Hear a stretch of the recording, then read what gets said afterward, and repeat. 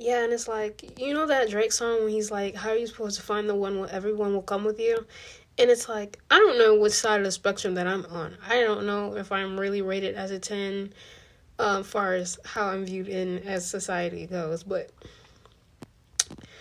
um, the moral of the story is that I was thinking about why, like, if I'm polygamous or not, or if I'm monogamous, or if I'm in a relationship, it has to be an open relationship. The only reason why I would think something like that has to be, like, orchestrated, because it's, like, kind of like, I wonder is our actual, and I wonder is it just that, okay, let me start from one thing.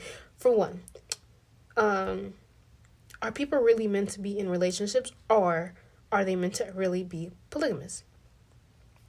Okay, so that's where I was getting at. Polygamous people, by statistics wise, probably are more or less prone to have more activities because they are polygamous. So polygamous people are less prone to cheating. They're less prone to really having issues because they can have it. It's like when there's no fruit in the fridge compared to when there is a whole lot of food in the fridge. When there's a lot of food in the fridge, you're never hungry, right? Isn't that weird? But at the moment where there's no food in the fridge, you're like always hungry. Crazy, right? So I think that that's really similar to how um, I had a point and it was already appointed. But I think that's really similar to how relationships go. It's like when you have so many options, it's like the fridge is like full already. So it's like you don't really desire it. It's not really like you go out looking for it. But when there's just no food in the fridge, it's like, damn, you feel like you're always hungry, right? So you always feel like you have to have it, right? Because you feel like it's not there.